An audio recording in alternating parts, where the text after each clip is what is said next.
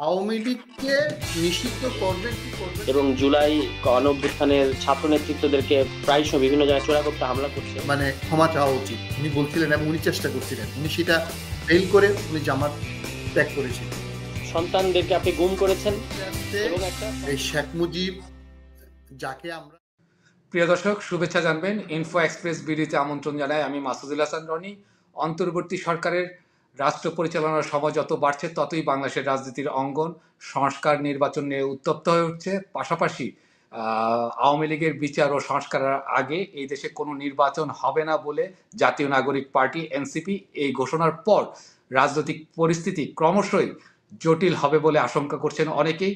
গণহত্যায় অভিযুক্তদের বিচার ও দল নিষিদ্ধের রাজনীতি প্রসঙ্গে আজ আমরা কথা বলবো। আমার সাথে আছেন জাতীয় নাগরিক পার্টি এনসিপির কেন্দ্রীয় কমিটির যুগ্ম আহ্বায়ক সারোয়ার তুষার, আমার সাথে আছেন executive director school of leadership USA এবং রাজনৈতিক বিশ্লেষক জয়নাল আবেদিন। আপনাদের দুজনকে স্বাগত জানাই। ধন্যবাদ। প্রথমে সারোয়ার তুষার, আপনার কাছে প্রশ্ন। গত শুক্রবার আপনাদের জনসভায় এনসিসিপির নেতৃবৃন্দ বলেছেন সরকার ব্যর্থ হলে জনতার আদালতে আওয়ামী লীগের বিচার হবে। প্রশ্ন হচ্ছে, যেখানে ট্রাইব্যুনালে বিচার প্রক্রিয়াধীন সেখানে এই ধরনের বক্তব্য বিচার প্রক্রিয়াকে কি প্রভাবিত বা ব্যাহত করবে, কিংবা সরকারই বা কেন ব্যর্থ হবে বলে আপনারা আশঙ্কা করছেন? আপনাকে ধন্যবাদ এবং আবেদিন ভাইকে শুভেচ্ছা জানাই। সরকার ব্যর্থ হবে আমরা সেটা বলি নাই, আমরা বলেছি যে যদি এই বিচারটার অনিবার্যতা এমন যে বিচারটা করতেই হবে, সেই বিচার যদি না হয় সেই ক্ষেত্রে আমরা এটার মানে বাংলাদেশের জনগণ এটা বিচার করবে, কারণ এটার কোনো এসকেপ নাই, মানে এটাকে বাদ দেওয়া যাবে না বা এড়িয়ে যাওয়া যাবে না। এটা একটা রাজনৈতিক বক্তব্য যে মানে বিচারের তীব্রতাটা, বিচারের আকাঙ্ক্ষার তীব্রতাটা বোঝানোর জন্য বলা। আমরা অবশ্যই মনে করি যে ট্রাইব্যুনাল তথা বিচার বিভাগ এবং সরকার এই বিচারটা করবে, সুষ্ঠুভাবে করবে, মানে যেটা আসলে জুলাই গণঅভ্যুত্থানের পরে একটা অন্যতম ম্যান্ডেট এই গভর্নমেন্টের। কিন্তু বিচারে যেহেতু একটু ধীরগতি চলছে, ট্রাইব্যুনালে অনেকগুলো মামলা আসলে এখনো তেমন একটা আগায় নাই, সেই কারণে বিচারের ব্যাপারটা অনেক ক্ষেত্রে অনেকের মধ্যে একটা আশঙ্কা তৈরি হয়েছে যে বিচার এগুলো পাশ কাটিয়ে আমরা সামনের দিকে যেতে চাচ্ছি কিনা, সেখান থেকে এই বক্তব্যটা বলা। ধন্যবাদ। আপনার কাছে আবারও আসবো।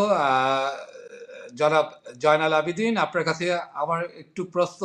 যেহেতু এনসিপি আওয়ামী লীগের রাজনীতি নিষিদ্ধের দাবি তুলেছে, সেই জায়গায় প্রশ্ন হচ্ছে, আওয়ামী লীগকে নিষিদ্ধ করলে বাংলাদেশের ভবিষ্যৎ রাজনীতি কতটুকু এগিয়ে যাবার সম্ভাবনা আপনি দেখেন, নাকি আগামী রাজনীতি আরো সংঘাতময় হয়ে উঠবে? ধন্যবাদ রনি ভাই এবং এনসিপির যুগ্ম আহ্বায়ক মিস্টার সারোয়ার তুষার। আমাকে আপনার এই শোতে আমন্ত্রণ জানানোর জন্য আপনাকে ধন্যবাদ জানাচ্ছি। আমি আমাদের জুলাই আগস্টের এই নায়কদের একজন, যার সাথে আজকে কথা বলছি, আমি তার সাথে সম্পূর্ণ একমত। তবে আমি যোগ করতে চাই, আপনি যে প্রশ্নটা করলেন যে আওয়ামী লীগের রাজনীতি নিষিদ্ধ করা যায় কিনা। হ্যাঁ, করা যায়, এটা বাংলাদেশের আইনে আছে, কিন্তু করবেন কিনা। ডক্টর মোহাম্মদ ইউনূস আমাদের সর্বজন শ্রদ্ধেয়, উনি বলছেন আওয়ামী লীগকে উনি নিষিদ্ধ করতে চান, উনি পরিষ্কার করে বলছেন।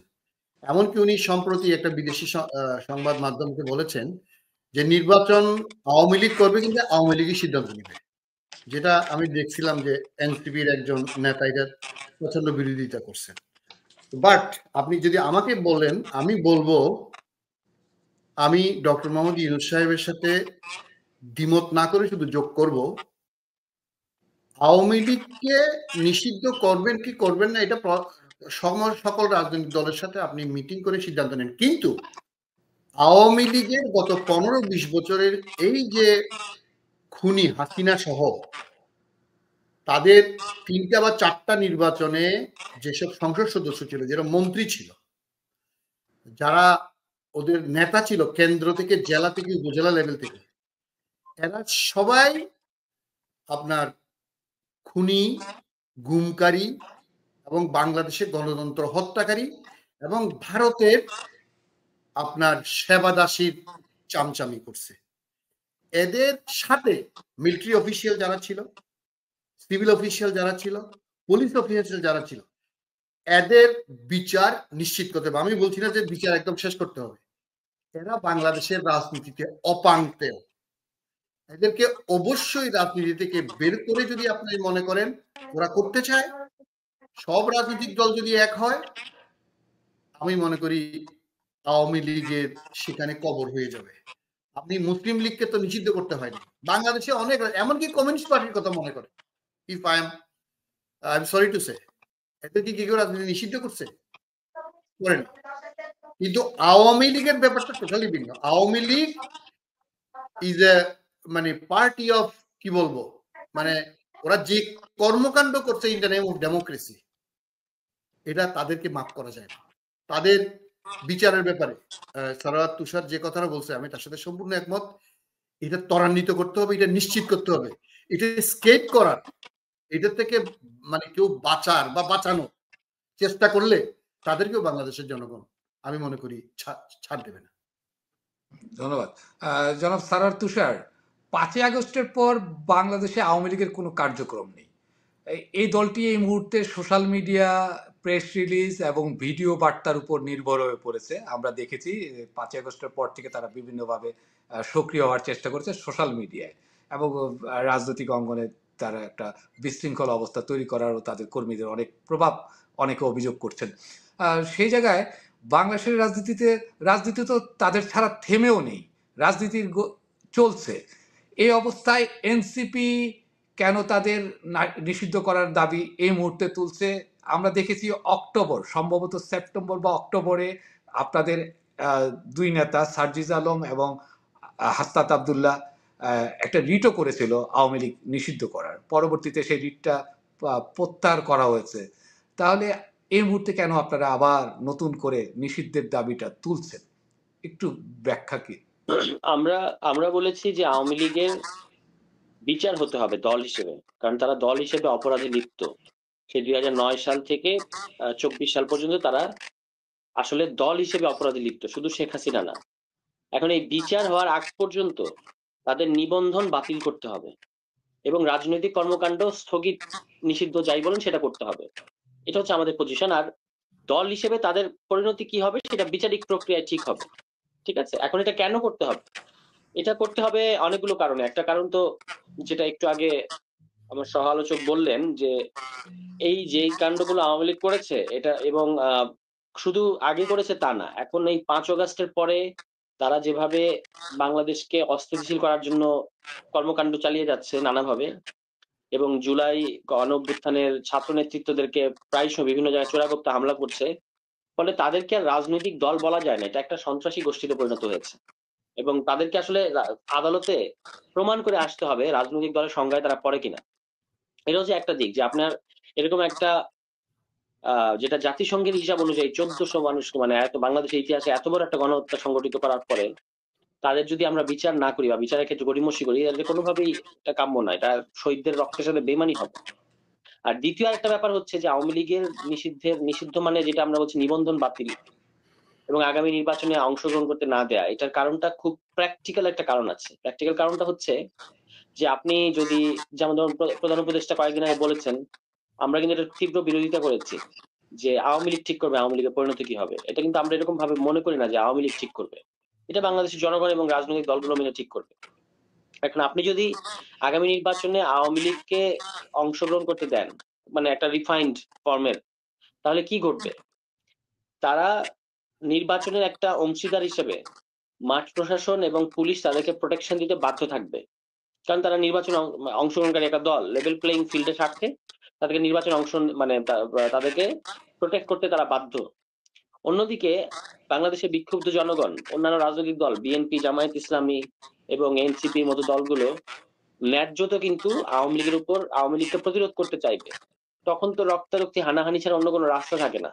ফলে যারা আগামী ইলেকশনে আওয়ামী লীগকে অংশগ্রহণ করানোর চেষ্টা করছেন দল হিসেবে, সেটা রিফাইন্ড আওয়ামী লীগ হলেও, তারা কিন্তু বাংলাদেশকে একটা গৃহযুদ্ধের দিকে ঠেলতে চাইছেন আসলে।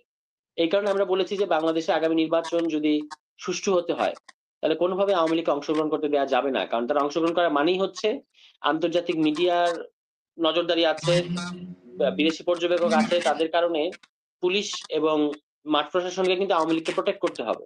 তখন তো আমরা তাদেরকে দোষ দিতে পারবো না, কারণ তারা নির্বাচনের একটা দল, তাই না? ফলে এই যে সংঘাতময় পরিস্থিতি তৈরি হবে, এটা থেকে বাংলাদেশকে পরিত্রাণের জন্য আমরা বলেছি যে আওয়ামী লীগের নিবন্ধন বাতিল এবং বিচার হওয়ার আগ পর্যন্ত রাজনৈতিক কর্মকাণ্ড স্থগিত রাখতে হবে। আচ্ছা, আপনার কথার সূত্র ধরে একটু আবার আপনাকে একটু আমি জানতে চাচ্ছি, তর্কের খাতিরে ধরে নিলাম আওয়ামী লীগ আগামী নির্বাচনে অংশগ্রহণ করতে পারবে না, তাদের ছাড়া নির্বাচন হলে সেই নির্বাচন কি আন্তর্জাতিক মহলে গ্রহণযোগ্যতা বা বৈধতা পাবে আপনি মনে করেন? অবশ্যই পাবে। বাংলাদেশের সকল রাজনৈতিক দল এখানে অংশগ্রহণ করছে। আওয়ামী লীগ তো রাজনৈতিক দল না, আওয়ামী লীগ মানবতা বিরোধী অপরাধের এখন তারা প্রমাণিতভাবে তারা অভিযুক্ত, যেটা জাতিসংঘের রিপোর্টে আছে। ফলে এক্সিস্টিং যতগুলো দল বাংলাদেশে আছে তারা সবাই মিলে অংশগ্রহণ করলে এই নির্বাচন অবশ্যই গ্রহণযোগ্য হবে। হ্যাঁ, আওয়ামী লীগ না আসলে নির্বাচন গ্রহণযোগ্য হবে না, এই ধারণাটাকে আমরা সমর্থন করি না এবং এটা ঠিকও না। সুতরাং আওয়ামী লীগ তো যেহেতু গণহত্যার দায়ে তারা এখন অভিযুক্ত, যেটা মানবাধিকার জাতিসংঘের মানবাধিকার রিপোর্ট বলছে যে আন্তর্জাতিক অপরাধের সামিল এমন সব অপরাধ আওয়ামী লীগ করেছে। সুতরাং তাদের ছাড়া নির্বাচন অংশগ্রহণমূলক হবে, বরং তাদেরকে নির্বাচনে অংশ নিতে দিলেই সে নির্বাচন সুষ্ঠু হবে না এবং বরং একটা রক্তারক্তি সংঘাতময় পরিস্থিতি তৈরি হবে। আচ্ছা, আপনার কাছে আবার আসবো এই প্রসঙ্গে। আমি একটু জয়নাল আবেদিন, আপনার কাছে আসতে চাচ্ছি। এই জুলাই আগস্টে গণ অভ্যুত্থানে যে মাস কিলিং এর জন্য আমরা আওয়ামী লীগকে অভিযুক্ত করছি, তেমনি 1971 সালে গণহত্যায় সহযোগিতার কারণে জামাত ইসলামীও অভিযুক্ত। তাহলে তাদের রাজনীতি করার অধিকার কি থাকা উচিত আপনি মনে করেন? আচ্ছা, আপনি শুধু জুলাই আগস্ট বললেন, হাসিনা কিন্তু 2009 সাল থেকেই মানুষ হত্যা, গুম এবং বাংলাদেশকে বিরাজনীতিকরণের জন্য সব কাজ করছে। তো সুতরাং আপনার প্রশ্নে যদি সরাসরি আমি জবাব দেই যে জুলাই আগস্টের জন্য যদি বাংলাদেশে আওয়ামী লীগের রাজনীতির নিষিদ্ধের প্রশ্ন আসে, তাইলে জামাত ইসলামী কেন থাকবে না? জামাত ইসলামী কিন্তু আসলে আপনি নিষিদ্ধ করছেই। আপনি 1979 সাল পর্যন্ত তো জামাত ইসলামী আপনার রাজনীতি করতে পারে না, নিষিদ্ধ করছিল তো, শেখ মুজিব নিষিদ্ধ করছে না। আপনার 75-এর আগে, 75-এ তো বাকশাল করছে, তখন তো সকল রাজনৈতিক দল নিষিদ্ধ করছে। তার আগেও কিন্তু জামাতকে তারা অনুমতি দেয় নাই। আবার হাসিনা এই যে পালানোর দুদিন আগে তো বা একদিন আগে আবারও নিষিদ্ধ করছিল। তো জামাতকে যে নিষিদ্ধ করে নাই তো তা না। আর জামাতকে নিষিদ্ধ করবে কি না করবে, জামাত এর পরে জামাত মধ্যখানে তো মুসলিম দলে পরিণত হয়েছে, অন্যান্য রাজনৈতিক দলের মতো তারাও তো নিষ্পেষিত ছিল। সুতরাং জামাতকে যে নিষিদ্ধ করে নাই তা তো না, নিষিদ্ধ করছে।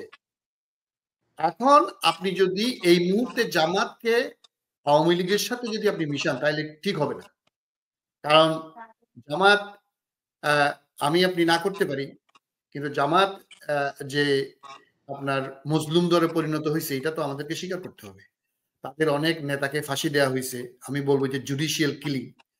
আবার জামাতের অনেক নেতাকে হত্যা করছে, আবার জামাতের আপনার হাজার হাজার নেতা কর্মীকে অন্যান্য রাজনৈতিক দলের মতো আপনার জেলে পুরে বিনা বিচারে আটক রাখছে। সুতরাং তারা এখন বাংলাদেশের মানুষের কাছে এটা কি জাস্টিফাই হয়ে যায়? এই আপনার জামাতের এই এত উপরে নিপীড়ন নির্যাতন করা, মানে 71 সালের যে মাসের সাথে তারা যে সহযোগিতা করছে, এটা কি জাস্টিফিকেশন পাওয়া যায়? না, এটা জাস্টিফাইড আমি বলছি না, যেটা জাস্টিফাইড হচ্ছে। আমি বলতে চাচ্ছি তাদেরকে নিষিদ্ধ করা হয়েছে একবার, প্লাস না, ওটা তো একটা নির্বাহী আদেশ দিয়ে করা হয়েছে, সাংবিধানিক ভাবে তো নিষিদ্ধ করা হয়নি। আওয়ামী লীগ যেটা করেছে 2রা আগস্ট, সম্ভবত 2রা আগস্ট 2024 একটা নির্বাহী আদেশে জামাত ইসলামকে নিষিদ্ধ করার কথা বলা। হ্যাঁ, বাংলাদেশের আইনে নিষিদ্ধ করার মতো সেরকম আইন আছে, সেটাতে করছে। আমি বলতে চাচ্ছি জামাতকে এখানে আপনি এখন আওয়ামী লীগের সাথে এখন এন্ট্যাঙ্গেল করা ঠিক হবে না, আমি এটা বলতে চাচ্ছি। আমি বলতেছি না যে 71-এ, আমি মনে করি ব্যারিস্টার আব্দুর রাজ্জাক এই যে কয়েকদিন আগে যে মারা গেলেন, জামাতের সহকারী সেক্রেটারি জেনারেল, উনি জামাতের শীর্ষ নেতাদেরকে উনি মৃত্যুর আগে যে সাক্ষাৎকারে কথা বলছেন, আমি ওনার সাথে সম্পূর্ণ একমত। জামাত মানে ক্ষমা চাওয়া উচিত উনি বলছিলেন এবং উনি চেষ্টা করছিলেন, উনি সেটা ফেল করে উনি জামাত ত্যাগ করেছিলেন, এটা নিশ্চয়ই আপনারা জানেন। আমি উনার সাথে সম্পূর্ণ একমত। অ্যাটলিস্ট আমি এই জায়গায় এটা বলে এটা শেষ করি। আর আওয়ামী লীগের কথা যেটা বললেন আপনি, আওয়ামী লীগ, আপনি বললেন না যে আওয়ামী লীগের নেতা কর্মীরা কই যাবে বা কি করবে? এটা আমি আসবো, এই প্রসঙ্গে পরে আমি আসবো আপনাদের কাছে। আমি একটু সারাওয়ার তুষারের কাছে যাচ্ছি। সংবিধানের 38 ধারায় প্রত্যেক নাগরিকের রাজনৈতিক দল করার অধিকার দেওয়া হয়েছে। অন্যদিকে রাজনৈতিক দল নিষিদ্ধের আইনের প্রক্রিয়াও আছে, দুইটিই আছে। তা আপনারা মাঠে আওয়াজ না তুলে আইনি প্রক্রিয়ায় কেন হাঁটছেন না? আইনি প্রক্রিয়া আমরা তো বলেছি যে বিচারিক প্রক্রিয়ায় আওয়ামী লীগ দল হিসেবে তার স্ট্যাটাস কি হবে এটা বিচারিক প্রক্রিয়া ঠিক করতে হবে, এটা তো আমরা দাবি করেছি। ইন দ্য মিন টাইম এটা কাউকে না কাউকে তো উদ্যোগটা নিতে হবে সারোয়ার তুষার, কাউকে না কাউকে উদ্যোগটা নিতে হবে। দল হিসেবে এনসিসিপি কেন এটা রিড করা বা আইনের আশ্রয় নিচ্ছেন না? না, আমরা আইনের আশ্রয় কোন প্রক্রিয়া নেওয়া যায় সেটা নিয়ে আমরা ঘাটাঘাটি করছি। কারণ আপনি জানেন যে এখানে সন্ত্রাস বিরোধী আইন 2009 সালের যে আইনটা, এটা দ্বারা দলকে নিষিদ্ধ করা যায় বাংলাদেশে, কিন্তু এই আইনের কিছু ডেফিনিট প্রবলেম আছে। এর বাইরে আপনার আন্তর্জাতিক অপরাধ ট্রাইব্যুনালে দল নিষিদ্ধকরণের ধারাটা এখন আর নাই। সো কোন প্রক্রিয়ায় দল নিষিদ্ধ করা যায় বিচারিক প্রক্রিয়ায়, সেটা নিয়ে আমাদের দলের যারা আইনজীবী আছেন তারা একটা ফর্মুলা তৈরি করবেন, সেটা পেশ করবেন। কিন্তু এর বাইরে আমরা বলেছি যে এর আগ পর্যন্ত নিবন্ধন বাতিল থাকতে হবে। ধন্যবাদ। আপনার কাছে আবার আসবো। বর্ডারই সম্ভব।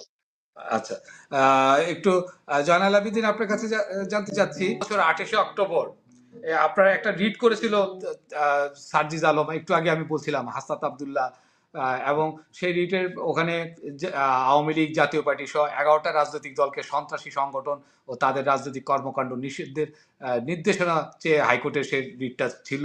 পরবর্তী সময় তারা প্রত্যাহার করেছে। কি কারণে প্রত্যাহার করেছে, কেন করেছে, কাদের চাপে ছিল, সেই বিষয়ে আমরা এখনো জানি না। তো প্রশ্ন হচ্ছে, আইনি প্রক্রিয়ার মধ্য দিয়ে যদি নিষিদ্ধ করা হয়, যে আওয়ামী লীগ তো একটা বড় দল ছিল বা এখনো আছে, তাদের লক্ষ লক্ষ সমর্থক আছে, তাদের অবস্থাটা কি হবে? তারা তো রাজনীতির অধিকার থেকে বঞ্চিত হওয়ার পর তারা তো এই লোকগুলো বা এই সমর্থক বা কর্মীরা তারা তো নানাভাবেই দেশকে অস্থিতিশীল করে তুলতে চাইবে। সেটা কি সরকার এবং এনসিপি বা অন্য দল সামাল দিতে পারবে? রনি ভাই, একটা কথা আছে, time and tide wait for none. এখন আপনার সময় এবং আপনার সমুদ্রের জোয়ার কারোর জন্য অপেক্ষা করবে না। এখানে আপনি যে কথাটা বললেন, এই যে সার্জিস আলম অক্টোবর মাসে যে করছিল, হ্যাঁ এটা আমি নিজেও আশ্চর্য হয়েছি। তারা করছিল, পরে আবার উইথড্র করছে, তারা অ্যাপিলেট ডিভিশন পর্যন্ত যায় নাই। এটা আপনার সাথে আমিও আমার প্রশ্ন থেকে গেল যে তারা এটা কেন গেল না। তবে আপনি যদি বলেন, হিটলার তো নির্বাচিত সংসদের নেতা ছিল, নাজি পার্টি কেন নিষিদ্ধ হলো? তার কি সমর্থক কম ছিল? শুধু জার্মানি বা তৎকালীন প্রুশিয়া না, অস্ট্রিয়া না, পুরো ইউরোপে তো সে এবং মুসলিনি ইলেক্টেড এবং সবচেয়ে পপুলার নেতা ছিল। এখন তারা তো শেষ পর্যন্ত দল হিসাবে এবং তাদের সকল মানুষের বিচার হয়েছে এবং এই দল নিষিদ্ধ হয়েছে, এখনো পর্যন্ত নিষিদ্ধ নাজি পার্টি। তো আওয়ামী লীগ তো নাজি পার্টির চেয়ে কম না, এবং আওয়ামী লীগের সাথে যে জাতীয় পার্টি সহ যারা বাংলাদেশের গণতন্ত্র, আইনের শাসন ইন দ্য নেম অফ আপনার মুক্তিযুদ্ধের চেতনা বলে তারা যে আমাদেরকে ভারতের সেবাদাস, গণতন্ত্রহীনতা, একদলীয় বাদশাহ, এই যে এগুলা শেখ মুজিবুর রহমান করছিল অফিসিয়ালি, হাসিনা করছিল আনঅফিসিয়ালি। সুতরাং আমি বরং আইনি প্রক্রিয়ার সাথে আমি যেতে রাজি না রনি ভাই। কেন জানেন? কারণ দীর্ঘসূত্রিতার কারণ। আপনি যদি রাজনীতিকে কোর্টে নিয়ে যান, এটা হাসিনা নিয়ে গেছিল, কোর্ট সার্টেন ব্যাখ্যা দিতে পারে আপনার সংবিধানের, অথবা কোনো জায়গায় যদি আমি আটকে যাই, আপনি আটকে যান, কিন্তু একটা রাজনৈতিক সিদ্ধান্ত হচ্ছে সবচেয়ে বড় সিদ্ধান্ত, বাংলাদেশের মানুষের সিদ্ধান্ত। এবং কোর্টে, মানে এটা আমার নিজের প্রশ্ন, আমি আপনাকে রাখলাম যে সার্জিসটা গিয়ে কেন ফেরত আসলো, ডিফারেন্ট চ্যাপ্টার। কিন্তু জনগণের মতামত নিয়ে এবং সকল রাজনৈতিক দলের যতটুকু যারা গণতন্ত্র মনা, যারা এই ফেসিবাদ বিরোধী আন্দোলনে নিজেরা মজলুম হিসেবে গত 8, 10, 12, 14 বছর এবং সর্বশেষ এই যে আমাদের ছাত্ররা মিলে সারা বাংলাদেশের মানুষ যে এই যে নাজি পার্টি, হাসিনার আওয়ামী লীগ, জাতীয় পার্টি, নাজি পার্টি, এদেরকে নিষিদ্ধ কিভাবে করবে, অথবা এদের রাজনীতি বাংলাদেশে ব্যান কিভাবে করবে, আমি মনে করি আইনি প্রক্রিয়ার চেয়ে বরং রাজনৈতিক প্রক্রিয়ায় বেটার, এটা আমার মত। আর একটু বিষয় আপনার কাছে একটু জানতে চাচ্ছি, আসবো আপনার কাছে সারাত তুষার, আপনার কাছে একটু জানতে চাচ্ছি, আপনাদের সাথে জামাতে ইসলামের সখ্যতার কথা শোনা যায়। আহ, এই কারণে কি আপনারা 1971 সালের ভূমিকা নিয়ে, জামাতের ভূমিকা নিয়ে আপনারা নিশ্চুপ? 71-এ গণহত্যার জন্য তাদের রাজনীতি নিষিদ্ধের কথা আপনাদের কারো মুখে কখনো আমরা শুনিনি। আপনাদের ভূমিকাটা কি 71 নিয়ে? না, আমরা তো বারবার এটা পরিষ্কার করেছি যে 71 ইজ নন নেগোশিয়েবল, এটা আমাদের ফাউন্ডেশন। এবং আমরা কোনোভাবেই 71কে অস্বীকার করে এমন রাজনীতিকে সমর্থন করি না। কিন্তু বারবার এই প্রশ্নটা আমাদেরকে জড়ানো হয়। এই অপরাজনীতিটা আসলে বিএনপি এটা সবচেয়ে বড় ভিকটিম। কারণ বিএনপি জামাত বিএনপি এই ধরনের একটা মানে প্রচারণা আগে ছিল। আর আর বাকি কথা হচ্ছে যেটা 71-এ জামায়াতে ইসলামের ভূমিকার কথা, এটা আমার একটু আগে পূর্ববর্তী বক্তা যেটা বলেছেন, আমি এটার সাথে একমত যে তাদেরকে আসলে আপনি একটা জাস্টিসের দাবিকে কেন্দ্র করে ফ্যাসিবাদ কায়েম করেছেন, মিস ট্রায়াল করেছেন, যারা অভিযুক্ত এমন অনেকের সন্তানদেরকে আপনি গুম করেছেন, এবং একটা কমপ্লিটলি মানে ফেব্রিকেটেড মানে বিচার করেছেন। বিচারটাকে আপনি সুষ্ঠুভাবে করতে পারেন নাই, এবং জামাতকে দল হিসেবে আপনি নির্মমভাবে ক্র্যাকডাউনের মুখে ফেলেছেন। ফলে এই প্রক্রিয়ার মধ্য দিয়ে গিয়ে জামায়াত ইসলামের কিন্তু মানে একটা মানে যেহেতু ভুল বিচার হয়েছে তাদের সাথে, মানে সুষ্ঠু বিচার হয় নাই, ফলে তাদের কিন্তু আপনার ওই আপনি আর আওয়ামী লীগ আর জামাত এই ইকুয়েশনটা এখন আর করতে পারবেন না। দ্বিতীয় কথা হচ্ছে, তবে এর মানে এই না যে 71-কে অস্বীকার করে রাজনীতি করা যাবে। অবশ্যই 71 সম্পর্কে অবস্থান পরিষ্কার করতে হবে। বাংলাদেশে আপনি দেখেছেন যে কিছুদিন আগে শিবিরের একটা পত্রিকার মধ্যে 71-এর মুক্তিযুদ্ধ নিয়ে কিছু বিভ্রান্তিকর বক্তব্য এসেছিল। তারপর জনগণের প্রতিক্রিয়া এবং সমালোচনার মুখে তারা কিন্তু এটা সরিয়ে নিতে বাধ্য হয়েছিল। যার মানে হচ্ছে আপনি 71-কে অস্বীকার করে এখানে রাজনীতি করতে পারবেন না। ফলে আওয়ামী লীগ তো এখনো পর্যন্ত তাদের কোন ধরনের মানে একটা দেশবিরোধী শক্তিতে পরিণত হয়েছে। তাদের ঘটনার জামায়াত ইসলামের ঘটনাটাকে মেলানো যাবে না, কারণ তাদের জামায়াত ইসলামকে ইতিপূর্বে 2 বার নিষিদ্ধ করা হয়েছে। একবার 72-তে, আরেকবার হচ্ছে আপনার এই যে আওয়ামী লীগ সর্বশেষ অগাস্ট মাসে। এবং এখনো কিন্তু তাদের নিবন্ধন নাই, মানে জামায়াত ইসলামে কিন্তু এখনো নিবন্ধন পায় নাই। উপরন্তু তাদেরকে রাজনৈতিকভাবে যেভাবে আওয়ামী লীগ মানে অবিচার করেছে, এবং এই যুদ্ধাপরাধের বিচারের দাবিটাকে, জাস্টিসের দাবিটাকে আওয়ামী লীগ ফ্যাসিবাদের দিকে নিয়ে গেছে। এটা করে কিন্তু আওয়ামী লীগ আরেকটা অপরাধ করেছে, মানে আমার 71-এ মুক্তিযুদ্ধে আমাদের সাথে সংগঠিত অপরাধের আমরা বিচার চাই।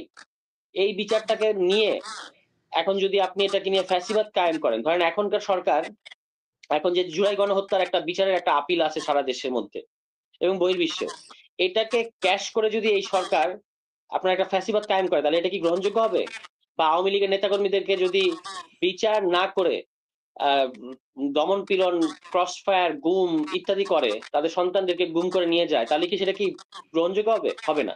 একইভাবে 13 সালে আওয়ামী লীগ যেটা করেছে সেটাও গ্রহণযোগ্য না। ফলে এর মধ্য দিয়ে জামায়াত ইসলাম কিন্তু একটা মানে শুদ্ধি প্রক্রিয়ার মধ্য দিয়ে গেছে। শুধু তাদেরকে তাদের 71-এর অবস্থানটা পরিষ্কার করতে হবে, এটুকুই হচ্ছে আমাদের বক্তব্য। ধন্যবাদ সারাত তুষার, আপনার কাছে আবার আসবো। একটু জয়নাল আবেদিন, আপনার কাছে আমার প্রশ্ন হচ্ছে, আওয়ামী লীগ নিষিদ্ধ হলে যে রাজনৈতিক শূন্যতার সৃষ্টি হবে, সেখানে উগ্র রাজনৈতিক দলের উত্থান হওয়ার সমূহ সম্ভাবনা কি উড়িয়ে দেওয়া যায়? কঠিন প্রশ্ন করছেন আপনি। তবে আমি মনে করি বাংলাদেশে আওয়ামী লীগ তো আমার বাবারা মুক্তিযুদ্ধের সময় করছে, পাকিস্তান আমলে করছে, মুক্তিযুদ্ধের পরে যখন শেখ মুজিব বাকশাল করছে তার আগে আওয়ামী লীগ ছেড়ে আমার বাবারা চলে গেছে। তখন আমরা ছোট ছিলাম, প্রাইমারি স্কুলে পড়তাম। এখন আমাদের মনে আছে আওয়ামী লীগ তো আসলে মানে মুক্তিযুদ্ধের নেতৃত্ব দেওয়া একটা রাজনৈতিক দল কিভাবে ধীরে ধীরে ধ্বংসপ্রাপ্ত মৌলানা ভাসানী এবং হোসেন শহীদ সরওয়ার্দীর মতো লিজেন্ডারি পুরো উপমহাদেশ নেতৃত্ব দেওয়া এরকম মহিরুহ নেতাদের নেতৃত্বে যে রাজনৈতিক দলটা গঠন করলো, সেটা মুক্তিযুদ্ধের পরে আস্তে আস্তে এই শেখ মুজিব, যাকে আমরা 71-এর নেতা মানছিলাম, উনি ধ্বংস করছে একদলীয় একটা বাকশাল কায়েম করার মাধ্যমে।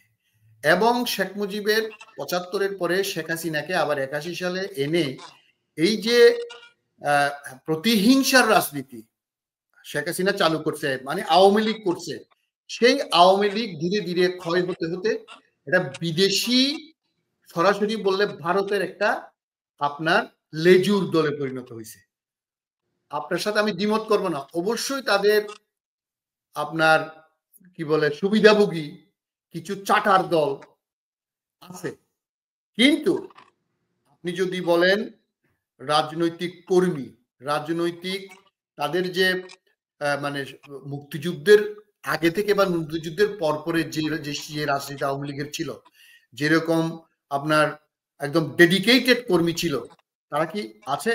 আপনি ধরেন তোফায়েল আহমেদ, কথা তোফায়েল আহমেদ গত 10 বছর কি ছিল আপনি আমাকে বলেন, আপনি এই তোফায়েল আহমেদের মতো নেতা, আমরা যে যত কথাই বলি, তোফায়েল আহমেদরা তো শেখ মুজিবের সাথে রাজনীতিটা করছে, কিন্তু আমি মনে করি কোন রাজনৈতিক শূন্যতা অথবা কোন উগ্রবাদ সৃষ্টি হবে, এটা আমি ব্যক্তিগত বিশ্বাস করি না। তবে যারা নিরীহ ছিল, যারা কোনো অপকর্মে লিপ্ত ছিল না, সেটা রাজনৈতিক কর্মী হোক, সেটা সংস্কৃতি কর্মী হোক, সেটা সাংবাদিক হোক, সেটা শিক্ষক হোক, সবাইকে সমস্ত ধরে তাদের একটা সমর্থন তো আছে, কোনো সন্দেহ নেই। তবে সেটা আমি মনে করি তাদের বিবেক জাগ্রত হবে এবং তাদের প্রধান রাজনৈতিক দল বিএনপি, এনসিপি বা জামাত অন্যান্য সহ যারা নিরীহ রাজনৈতিক কর্মী ছিল, যারা কোন রকমের অপকর্মে, কারাপশনে, গুম খুনে জড়িত ছিল না, আমি মনে করি তাদেরকে অ্যাকোমোডেট করা উচিত, সেটা যে প্রক্রিয়াতেই হোক। তবে কোনো জবরদস্তি করা যাবে না। তবে Awami League as a political party, আমি সারাত তুষারের সাথে সম্পূর্ণ একমত। তারা আসলে বাংলাদেশের রাজনীতি করার আর কোনো অধিকার রাখে বলে আমরা যে যত কথাই বলি, আন্তর্জাতিক বিশ্ব কি বললো, আন্তর্জাতিক বিশ্বকে আমরা বুঝাবো। আমি আপনার এই কথা সূত্র ধরে আবার একটু যোগ করতে চাই, আপনার কথা সূত্র ধরে।